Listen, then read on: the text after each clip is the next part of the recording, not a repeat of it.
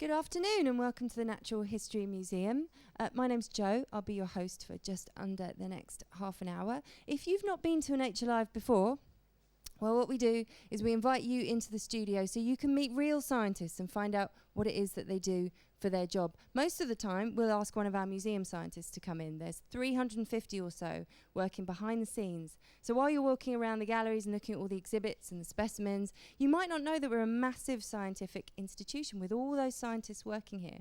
And sometimes there are subjects that we just can't cover, so we ask external people to come in that aren't affiliated necessarily with the museum to come in and tell you all about their work, and that's what we have today. So today's event is Life in the Amazon, Researching the Rainforest. It gives me huge pleasure to introduce Alice Brown. How are you? Very well, thank you. Good, Lovely to thanks be so here. much for coming in. Thank you, yeah. It's your first Nature Live. It is, yep. Excellent. Now, before we start then, tell us just a little bit about yourself. Okay, so like I said, I'm a conservation researcher. I did an environmental sciences degree, and I spent 6 months just working out in the Peruvian Amazon for the Crees Foundation. So how did you get to do that? Because there's probably a lot of people in the audience thinking, I would love to go to the Amazon rainforest. I would love to do some conservation work. How did you get to this stage? It's always been an interest of mine to go and work in conservation research, specifically in the rainforest. So I just researched and sort of found what I wanted to do online and just went for it, really. And yeah. So how did you go through school to sort of get the qualifications that you needed? What did you take? Well, I did a sort of mix of humanities and then geography and environmental science. And I remember watching a video in my geography class at school, and it was about deforestation in the Amazon. And I just remember thinking, wow, I want to go out there and work out there and sort of have an impact on a positive impact there. Brilliant. So your areas of research brought you to the Peruvian Amazon. That was an area there that you found you could access and you could get access to go to. Is that how you got to choose that particular area? Yeah, I mean, I just sort of researched and I sort of came across the Crees Foundation. What they're doing there is amazing, and I thought, went and got involved that way, really. Great. Okay, now, just to remind you, I do have loads of questions always, but if you've got a question, you can ask it throughout the entire event. You don't have to wait for when to ask. Just put your hand up at any time and I'll come to you with the microphone, or repeat your question if you're at the back. So if there's anything you want to know about what it's like to go out into the Amazon, just put your hand up at any time. So tell us more about the particular area that you were working in. Okay, so the Amazon rainforest covers quite a large part of Peru. And it's the Manu Biosphere Reserve is a huge nature reserve, a UNESCO World Heritage Site. And within that, where I was working, was the cultural zone of the national park, where they allow some sort of logging and agricultural practices and things. So the Manu Learning Centre where I was working, it was a 5-kilometre strip alongside the Madre de Dios River, which you can see there. And they conduct research into the value of secondary regenerating forest, amongst other things as well. So. Okay, so you knew you were going to spend 6 long months there. Yeah. And what were you hoping to achieve by the time you left? To sort of add to the baseline data there, because the rainforest is still so under-researched. There's so much there to sort of research. I wanted to sort of help with the baseline and spread that knowledge to the wider scientific community and to Peruvians as well. So when you go to an area of the world like this, is this something you're familiar with, or did you need some specific training to get you ready? Obviously I'd never been, and I mean I could have spent a lot of time in a steam room and maybe that would have prepared me, but I don't know. I mean you can't really get any training for it unless having fieldwork experience obviously helps, but yeah, it's just a sort of you kind of see what you're made of when you get out there, really. So you know what to take. In terms of equipment, you know what you're taking. You know how to use that equipment. Yes. You know what kind of clothing, the basics of field work. Yeah. What do you wear when you're out in the Amazon? What kind of thing? Just long anything. Sleeves. Long sleeves, because you will get eaten by insects every single day. Long sleeves and just light things, really. I mean, it's just. There's not any really expensive specialist equipment you have to take. It's just sort of whatever works for you when you're out there, really. Now, we use the word biodiversity an awful lot at the museum. can you explain to us kind of roughly what that means and why is this area so biodiverse? It's got so many species of animals and plants there. Why is that? It does. The Peruvian Amazon is amazing because it has it spans from 4,000 meters right down to 250 above sea level. So in that topographical range, you're going to get, incredible amounts of biodiversity, all taxa. So I mean, there's like 1,000 species of bird in the Manu Biosphere Reserve, which is just incredible. You'd be lucky to see 100 if you're a keen birder in this country. So, yes. And so, what was then your purpose? If you know you've got 100 species, are you looking for more than that, or do you just collect data on the ones that you see there, or how do you go about sort of daily field work? What are you looking to? There's a structured sort of daily field work, and obviously you always want to, find new species. In fact, we have found a lot of new species to the reserve just whilst I was out there. It's sort of, you've got your daily routine of which projects you're doing. So they did mammals, birds, amphibians and reptiles, butterflies, things like that. So, yeah. And so birds are obviously incredibly diverse. What kinds of other groups of animals are very sort of big in number there? Well, mammals, there are a lot of mammals out there, and amphibians as well. Huge amounts of amphibians that are really, endangered and understudied as well. So it's just, I mean, you've got the whole lot there. It's just this such incredible diversity of life that, you're always going to be finding something new. And we've found something, I think we were saying, 5 new species possibly to science in the last year out there. So scientists predict, that we haven't found even half of the species that are actually out there. So it's always really important to keep researching. Now, do you know when you're there that you found a new species, or is it something that looks so much like something else you need to you can't bring anything back with you, surely, or do you identify in the field? You can, for short periods of time, you can take, we have these sort of frog bags, and you can take them back and sort of try and ID them, whatever, and then it's difficult with communication, but you have to sort of verify with other field stations or, things like that if they've found it as well. And then, if you're onto something else, you go from there, really, if you think it's actually something new. So you get a little bag of frogs. Yeah, well, one frog in each bag. One, and then, one frog per bag. Because we sort of take them back and we take the size measurements and, record the species where it was found, because obviously the overall study is the diversity in different levels of forest, so primary forest and secondary forest and disturbed, completely cleared, regenerating forest. So we're looking at the different species assemblages in each of these forest types. So we record makes that. Perfect sense why you'd be there for 6 months to do that kind of study. Exactly, yeah. Has anyone got any questions for Alice at this point? Anything you'd like to know? Yes? You make a living off doing this kind of work? Yeah, because that would be nice to know, wouldn't it? If you could, is it something you can make a living from? Yeah, you can. I mean, if it's what you really want to do, and I mean, if there's stuff like PhDs and stuff that the scientific coordinator there at the moment, Andrew Whitworth, this is the basis of his PhD, and this is, he's doing 4 or 5 field seasons, and that's going to make up his PhD. So, and then he will go on to research after that. So you definitely can. Well, I plan to. So yeah, you can make a living out of it. Any other questions? Yes.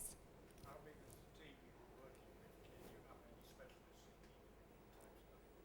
in the types of How big was the team you were working with? And then the last part? specialists in the individual types of animals? Yeah, so often when we go on field work, we've just had a lot of scientists go out to the Scilly Isles, and then we'll have botanists, lichenologists, or you have mammal specialists. Is that how you structured your team that were out there, or was it just you? We had a team of field staff. We were field staff, and then the Crees Foundation also offers the opportunity for volunteers to come out and assist field staff. But yeah, I mean, people go out there with their different specialisations, which is great. I mean, with the mist netting project, we always have a qualified sort of mist netter there to run that project. Andy himself is really interested in amphibians and reptiles herpetology work, so yeah, it just sort of varies who the staff are at the time, what their interests kind of are, really. Oh, did you have a question? No, just putting your arm around. So is this the kind of place that you would reside in for that period of time? What are we looking at here? Yes, that was where I lived. Yeah, it's beautiful. It's sort of this is where the old it was a sort of farm, and this is the only bit that was left sort of clear to make the Manual Learning Centre, which is Rainforest Alliance certified and everything. That's sort of those are the living quarters there, and then we have the projects room as well, and it's a sort of little research facility, but it's one of the nice ones. And so how long a day are you having? Are you spending how long in the rainforest every day? I guess they're early mornings. Yeah, I mean, early it's kind of, starts. it really depends what project you're doing. It's kind of split up normally into, so if you've got mist netting, you've got sort of 4:30, 5 a.m. start, and then you'll come back for lunch and do sort of data entry in the afternoon. And then, you know, you've got night transects as well, where you'll go out sort of 7 o'clock-ish to head out to wherever you're going in the forest. And you could be out till 1 or 2 a.m. because all the cool stuff comes out at night, so That's true. yeah. We had a question here. Hi.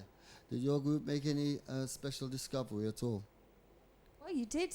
Yeah, that's a good question. You did mention sort of 5 new species while you were there. Were there Yeah. any other things that you discovered? We discovered a lot of new birds to the reserve that just aren't on the species list because, you know, they're elusive or you don't find them anywhere. And yeah, I mean, lots of very elusive animals that you sort of, if you're out there for long enough and you're spending all that time out there, you do find them, yeah, sort of big cats and stuff like that. So, yeah. You did have a brilliant story actually about a big cat. Tell us about that scenario, because you did have an encounter with a big cat while you were there. Can you tell us about Yes, that? I did. Well, I was doing a night transect. As I was saying, all the cool stuff comes out at night. I was doing a night transect with another member of the field team, and we were sort of we were doing the transects are sort of 100 meters long in the forest, and we were sort of coming towards the end of ours, and going along the trail parallel with our transect was a jaguar. So yeah, sort of stood there for 40 or so minutes, sort of looking at each other, and yeah.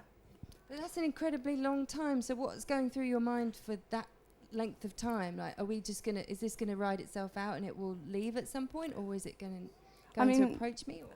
I mean, if you study the behaviour of those animals, you kind of feel like you're not really in danger. It's just you're both as surprised as each other, really, to see each other, and just interested, really. So yeah, it was quite amazing because it's not something you expect to see. I mean, the camera trap project.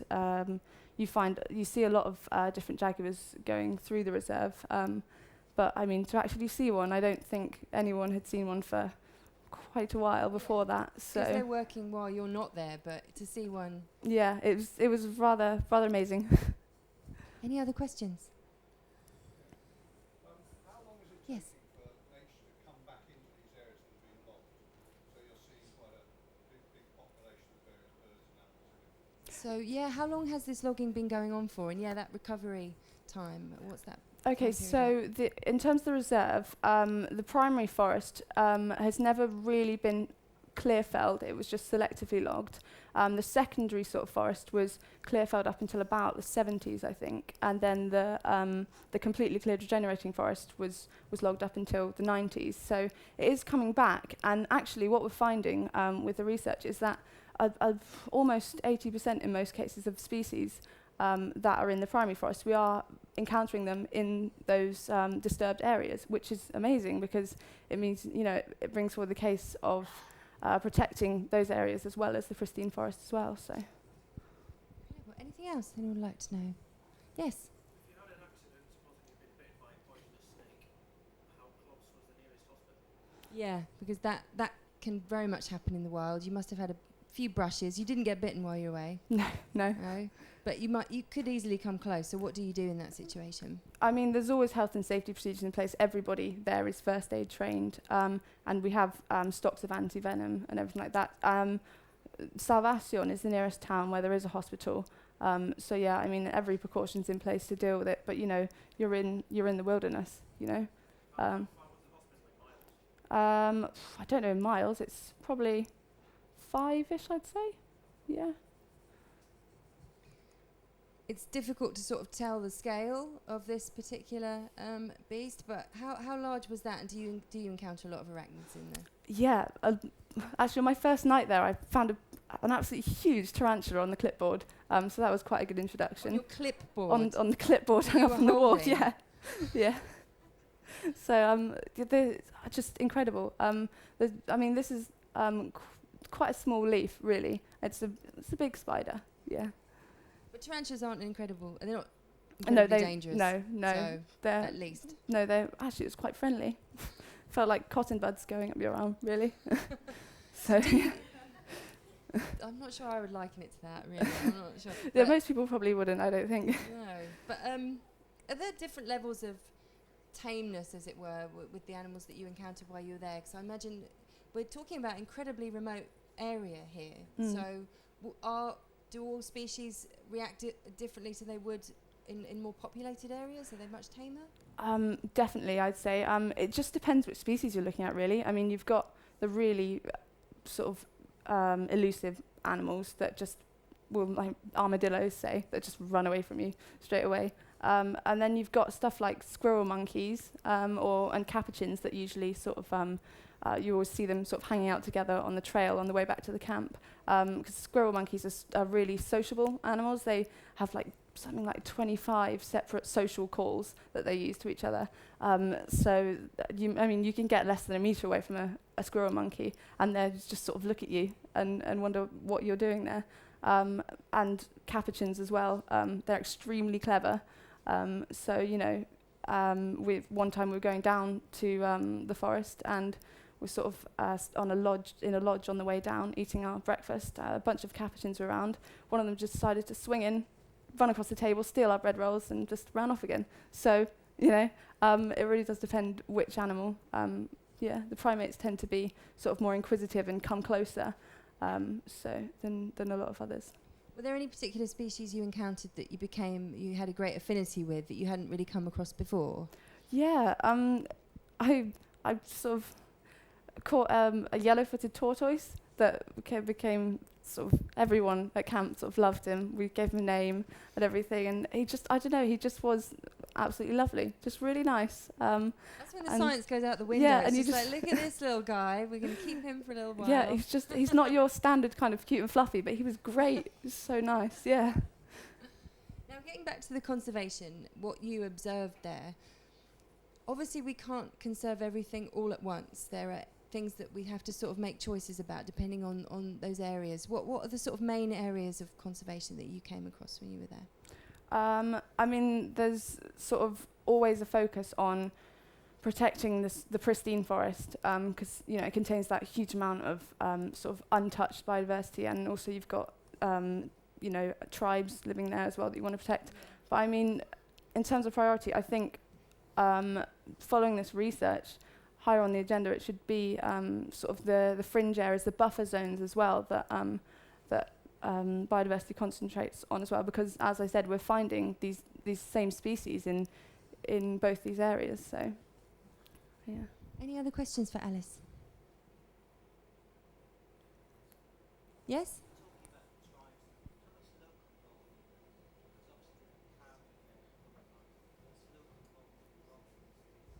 Yeah. That's a good question, because every sort of good researcher really needs to hook up with local communities, just to sort of help them while they're there, and also to sort of, it's expertise that you couldn't possibly bring with you. So how do you work with local communities when you're there?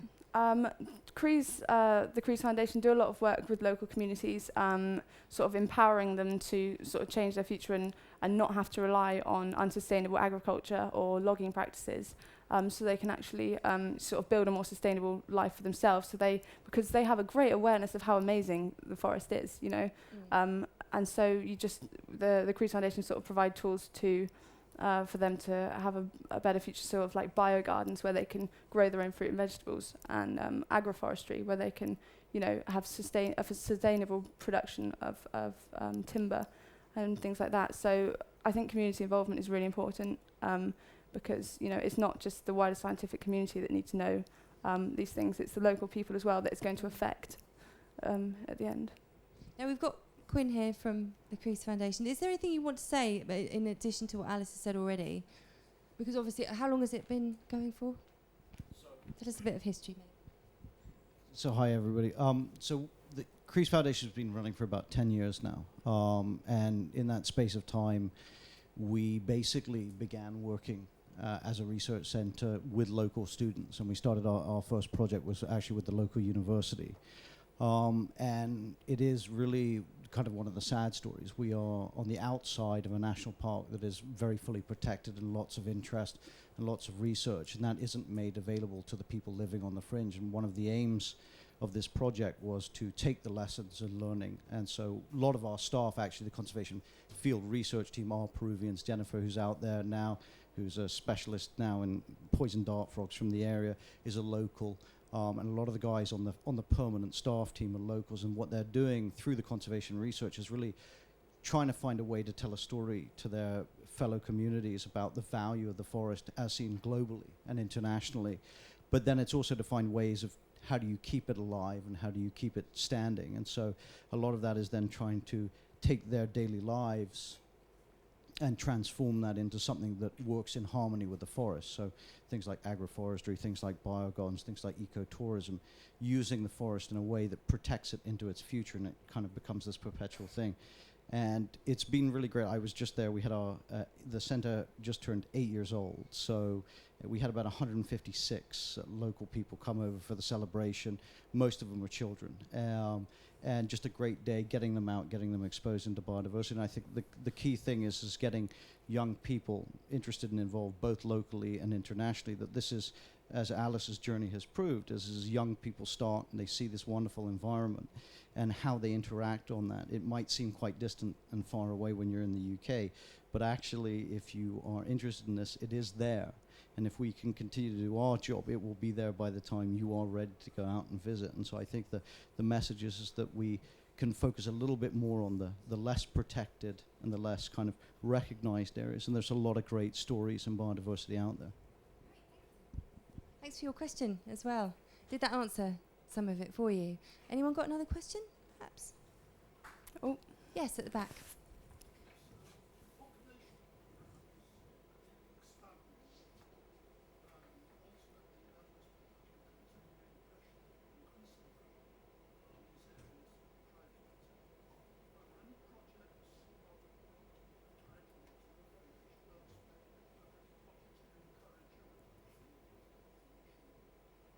So the issue of population, which I guess is an issue everywhere in the world, but did you have an answer for that, either Alice or Quinn? I don't have specific knowledge of population. I mean, I don't have specific knowledge of kind of population growth projects in Peru. What I do know is that people are, Peru has had one of the fastest growing economies in Latin America, and it has exploded. Its middle class has exploded, and with that has come an increase in education.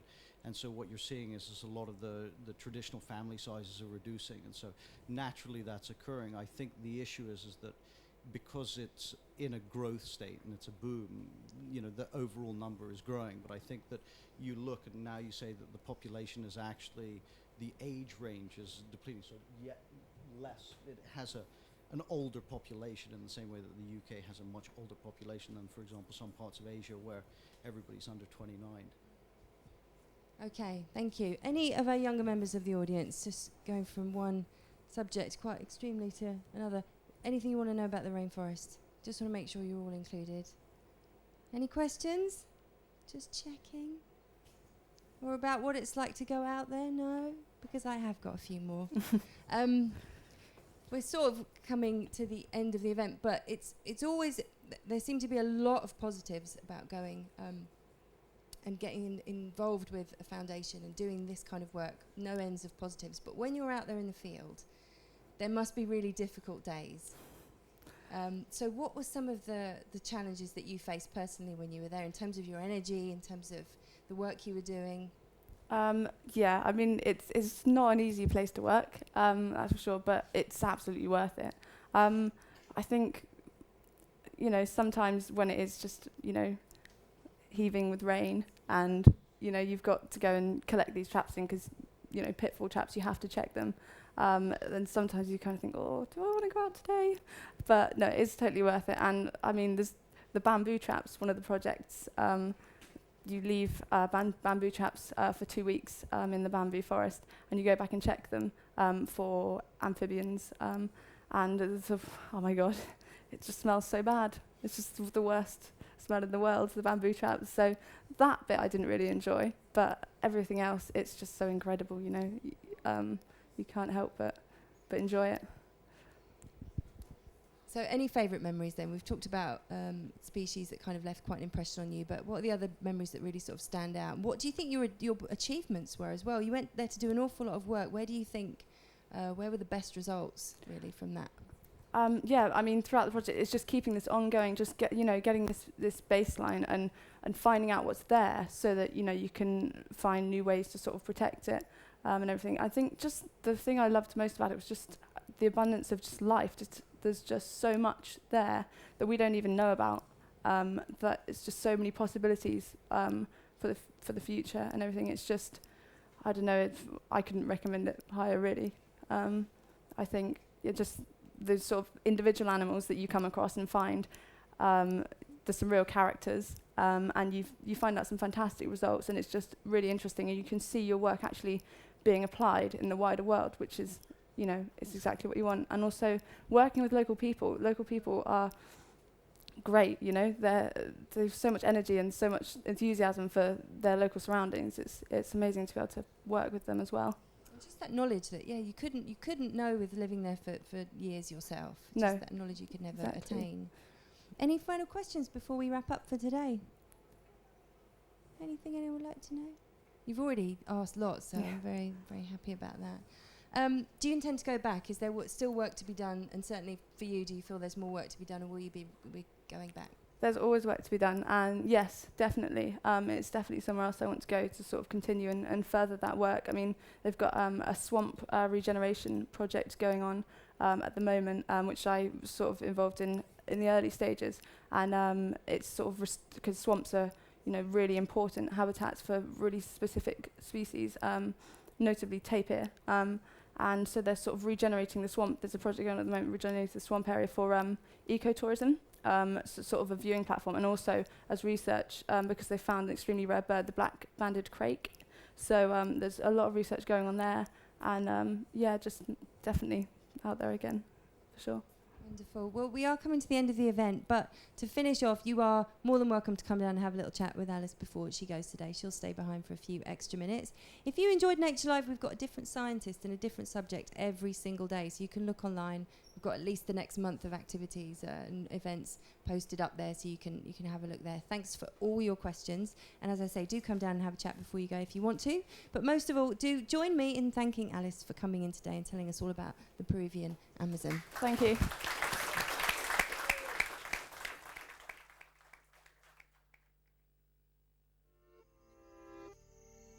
Mm.